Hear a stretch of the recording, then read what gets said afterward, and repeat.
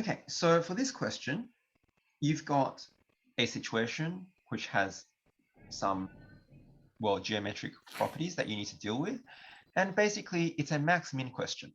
So ultimately, you can see that you want to minimize A, which is an area. And so you understand that the whole question is a max-min question. And so as with max-min questions, you need to, one, read the question, make sure you understand what's going on. Two, figure out what it is you want to minimize, and they'll lead you through that a bit here. And then three, use your calculus to do so. So let's see what the question says. You've got a diagram, PQ, SR.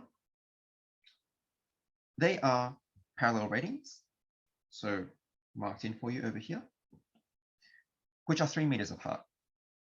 Okay. And you also have the points P and Q are fixed 4 meters apart. So keep that in mind. It's fixed 4 meters.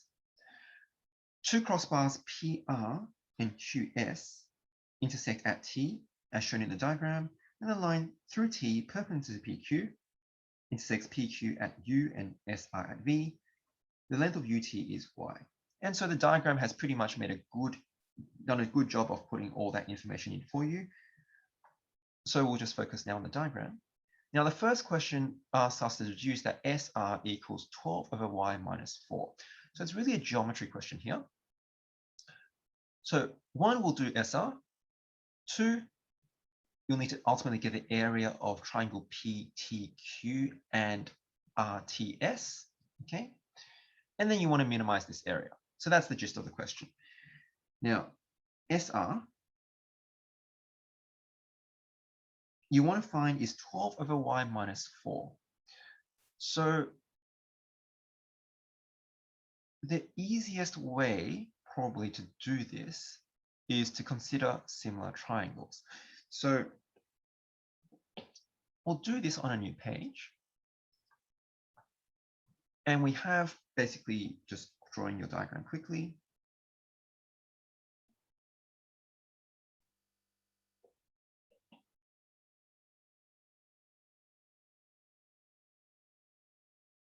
It's not to scale. This, remember, is 4.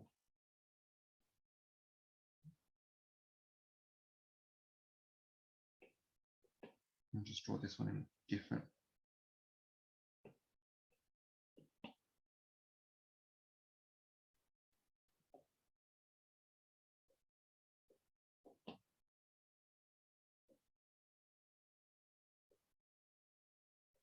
Okay, and we know that this is 3 meters. Now you're trying to find SR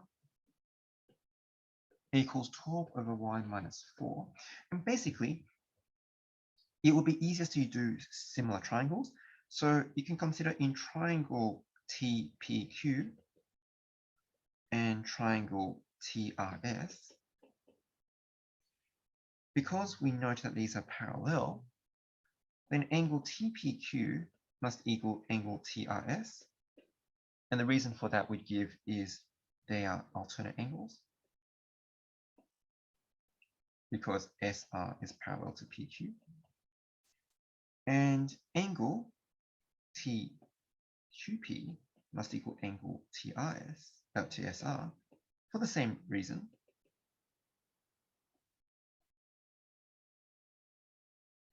Remember, alternate angles are equal. And that leaves you with angle PTQ must equal angle RTS. And the reason for that's quite simple. You've got a triangle of which 2 angles are equal, and all triangles add up to 180. So, well, if 2 angles are equal, the third angle must also be equal. So that means you've got 3 equal angles, and that therefore we can say triangle TPQ is similar to triangle TRS for the reason that they're equiangular. All angles are equal. And so that gives us that. Now we're going to need to get Y involved, okay? Because after all, there's Y there. Now,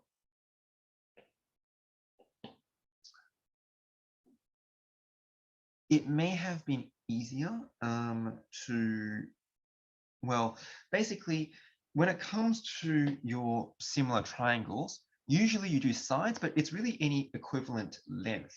So I'm actually going to take what's the altitude. So basically, what I'm saying is PQ from triangle PTQ over SR from triangle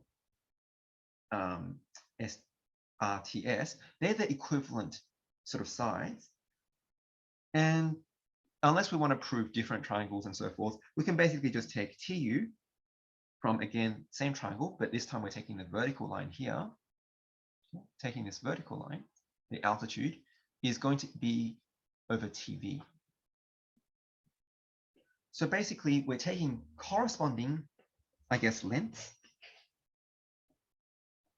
or sides, like altitudes, right, of similar triangles are proportional. We're not saying that PQ equals SR, but we are saying that the length of PQ over the length of SR will be equal to, the ratio of that will be equal to TU over TV. And we know PQ is 4. SR is currently unknown. TU is Y. And TV, well, TV is this distance here. We know this is 3. We know this is Y. So you can see that that's going to be 3 minus Y. So this will be 3 minus Y. So with that in mind, we can just basically rearrange to get SR. So SR, so basically 4 over SR equals Y over 3 minus Y. So you have 4 times 3 minus Y equals Y times SR. So in other words, 12 minus 4Y equals Y times SR. So SR must equal 12 over Y minus 4. That is what they're after. Now, will you be asked to prove similar triangles much under the current system? Possibly not, but that is, it's ultimately a geometry question, and how you prove that geometry geometrically is essentially, up to you. But that's probably the simplest way to do it at this point, although geometry itself isn't tested much anymore. Okay, so part 2, you want to show that the area of triangle PTQ and triangle RTS is 4y minus 12 plus 18 over y. Now, we'll just basically consider how we do that. So, after all, we're going to be looking at this triangle here.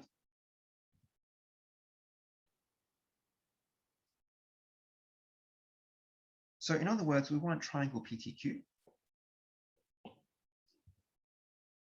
You want this area.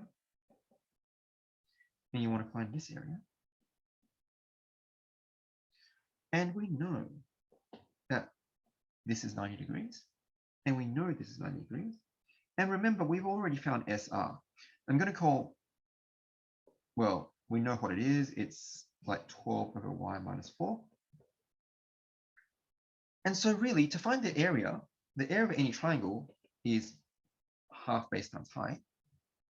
So we can basically think of, for PQ, we can think of it as, okay, this base as our base times this height.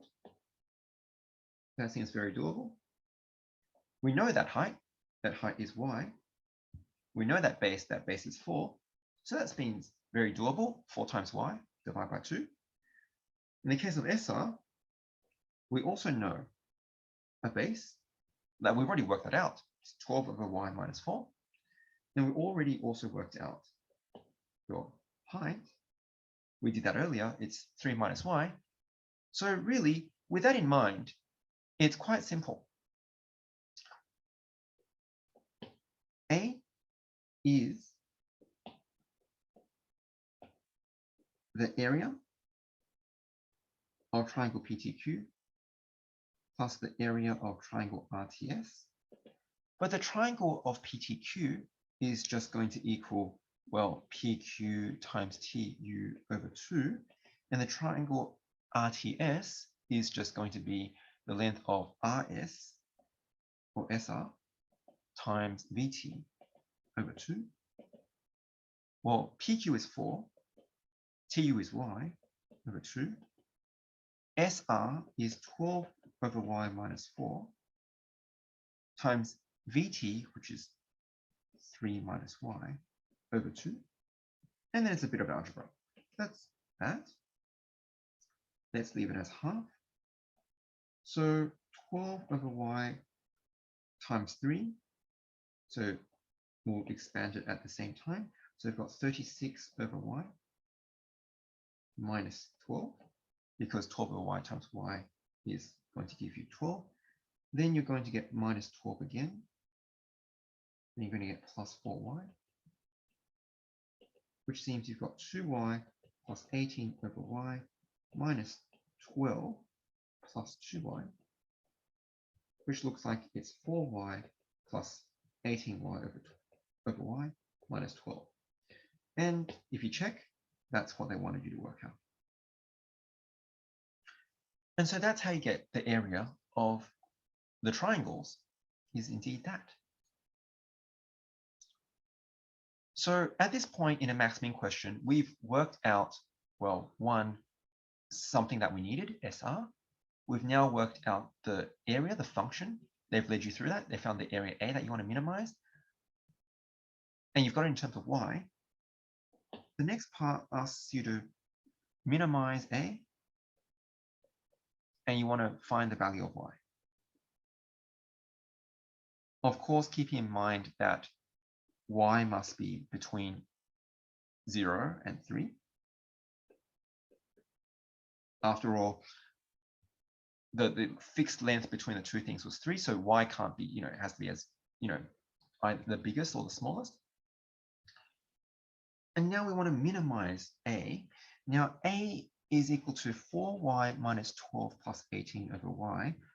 Typically, when you minimize something, you want the first derivative to equal 0 and the second derivative to be positive. So let's do that.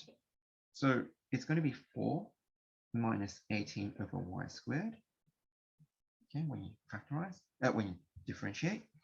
And if you let this equal 0, means that 18 over Y squared must equal 4, which means Y squared must equal 4.5, which means Y must equal plus or minus root 3 over root 2. Now, quite clearly, Y must be positive because it's a distance. So we're going to ignore the negative answer. Now, if Y equals 3 over root 2, then that will be approximately, we'll use the exact value, but just to give you an idea, it's approximately 2.12 meters. So potentially we're saying when Y equals 2.12 meters, then theoretically the first derivative is equal to 0, but we need to show that it's a minimum. Now, let's go ahead and see what happens. If you do the second derivative, then you've got 4. When you derive that, that's 0. Y to the negative 2 will then become, 36 over Y cubed. Okay, so for 36 over Y cubed, when you derive it, that then means for a positive Y, specifically 3 over root 2, then you'll get clearly a positive number, but let's work it out anyway.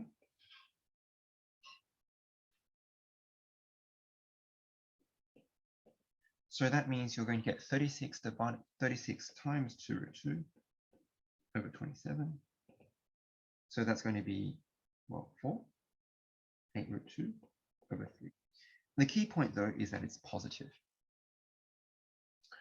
So since the first derivative equals 0 and the second derivative is positive, and Y appears to be within the domain of Y, then we would expect that the value of Y that minimizes A is going to be at 2.12 meters.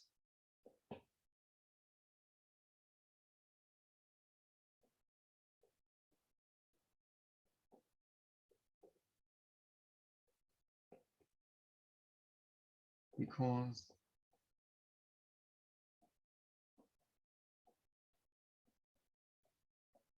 right, it might be a good time just to point out that if we found that it wasn't a minimum, and if we somehow found that it was a negative, if we only found one stationary point that had a positive y, and that it was somehow not a minimum, it was a maximum, then this would be a question when we would now consider what if y equals 0, what if y equals 3, and then pick take the extreme values, 0 and 3, see which one is lower. Whichever one is lower will then be our answer. Having said that, of course, I don't think y can be 0 or 3 here, just because if it is equal to 3 or 0, then, well, it could equal 3, I suppose.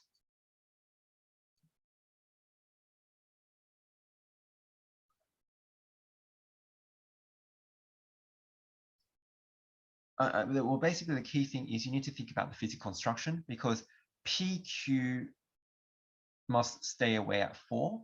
Okay, so y can't actually equal, but like if it happened, basically it would, if you think about your diagram, you're basically going to result in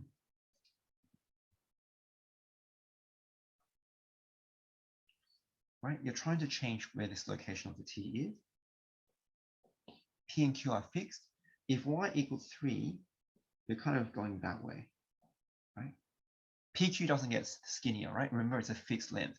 So that's going to give you a triangle like that. Okay. On the other hand, if y equals 0, then essentially what we're saying is you're going to get a triangle like this. Well, we don't know where SR would be necessarily, because that's not necessarily fixed. But basically it'd be like that.